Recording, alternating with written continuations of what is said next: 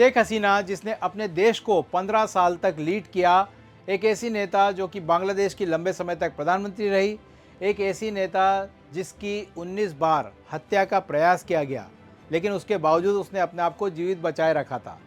लेकिन आखिरकार उसी की देश की इंटरनेशनल क्राइम्स ट्रिब्यूनल ने उसे फांसी की सज़ा सुना दी। हम बात कर रहे हैं शेख हसीना की, जो कि बांग्लादेश की पूर्व प्रधानमंत्री रही थी, जिनके नेतृत्व में बांग्लादेश ने कई ऊंचाइयों को छुआ था। लेकिन आखिरकार ऐसा क्यों होता है कि जो नेता जनता को काफ़ी पॉपुलर लगता है एक समय तक, वही नेता जनता को फिर विलेन की तरह दिखने लग जाता है। आज के इस वीडियो में हम शेख हसीना के केस के पूरी जांच पड़ताल करेंगे, पूरा एनालिसिस करेंगे।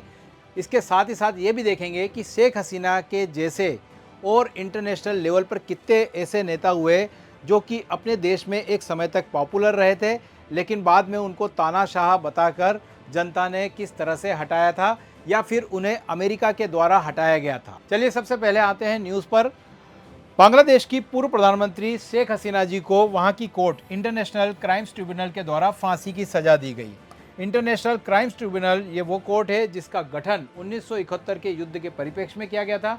आपको मालूम होगा 1971 में पाकिस्तान ने ऑपरेशन सर्च लाइट चलाई थी और ऑपरेशन सर्च लाइट के तहत बांग्लादेश के कई लोगों को उन्होंने मौत के घाट उतारा था। उस युद्ध अपराध के अपराधियों को सजा देने के लिए, उनके मुकदमों की सुनवाई के लिए इस इंटरनेशनल क्राइम्स ट्रिब्यूनल का गठन किया गया था। इंटरेस्टिंग बात यह है कि इसका गठन शेख हसीना जी ने खुद ही किया था 2010 में। तब उनको भी मालूम नहीं होगा कि एक समय ऐसा आएगा कि यही कोर्ट उनके खिलाफ बैठेगी और उनको फांसी की सज़ा देगी और जिस पर उसी कोर्ट में तालियां बजेगी।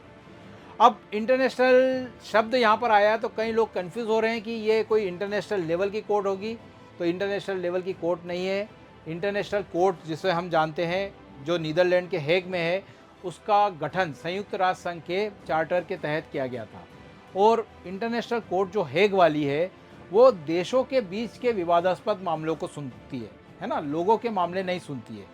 यह स्पेशली बात मैं इसलिए कर रहा हूँ क्योंकि जब इस कोर्ट का जजमेंट आया, जब शेख हसीना जी को फांसी दी गई, तो उन्होंने भारत में, चूँकि आपको मालूम होगा कि शेख हसीना जी भारत में निर्वासित जीवन यापन कर रही है, तब उन्होंने कई न्यूज़ एजेंसियों को अपना इंटरव्यू दिया और उसमें कहा कि मैं इस फैसले के खिलाफ इंटरनेशनल कोर्ट जाऊंगी।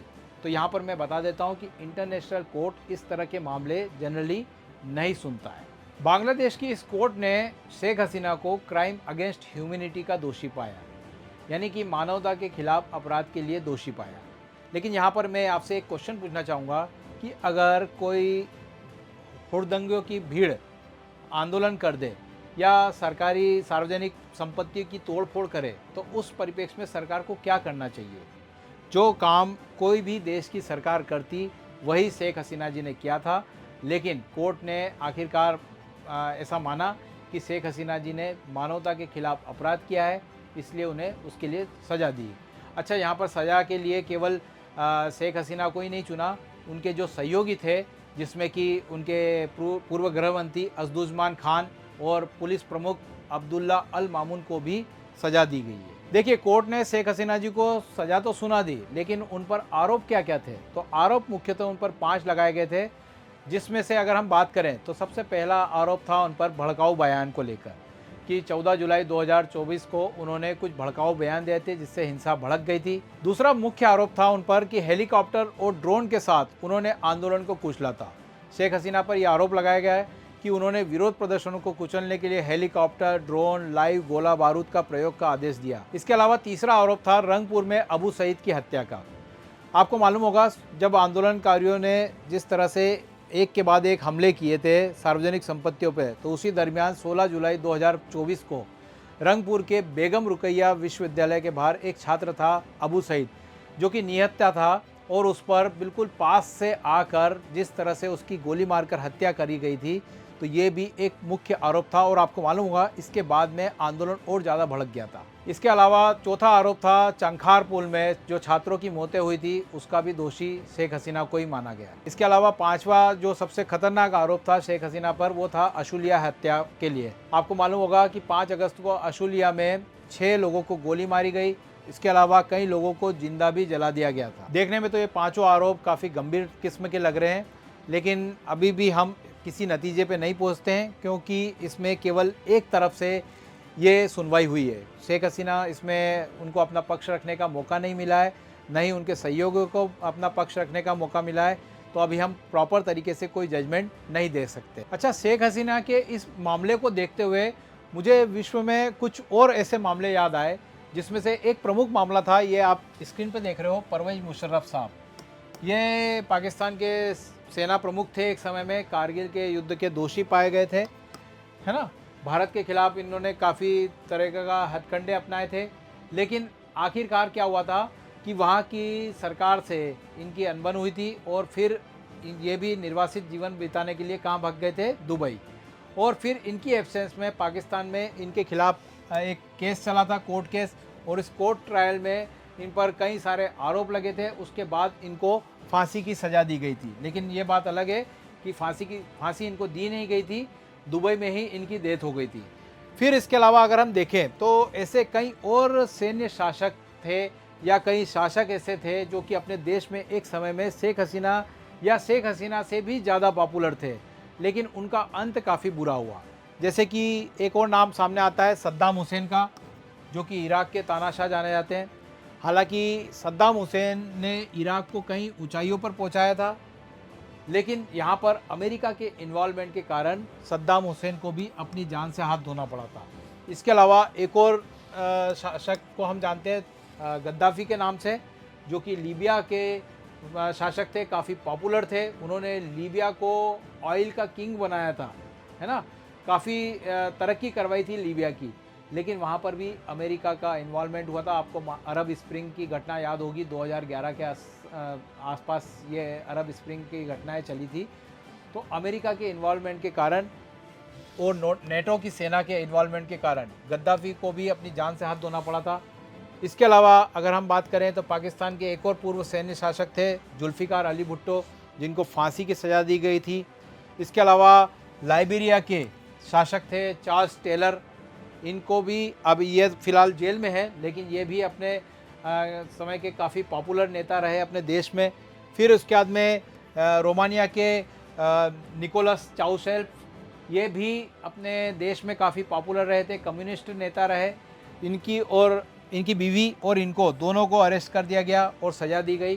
तो शेख हसीना जैसे मामले विश्व में और भी हैं, जिसको मैंने आपको बताया। इसके अलावा कई और नेता भी हैं जो कि इस तरह के मामलों को झेल चुके हैं। अच्छा, एक और चीज़ देखना, आप इसको कमेंट में भी बताना कि इस तरह की जो घटनाएं होती है उसमें कहीं ना कहीं विदेशी ताकतों का हाथ होता है।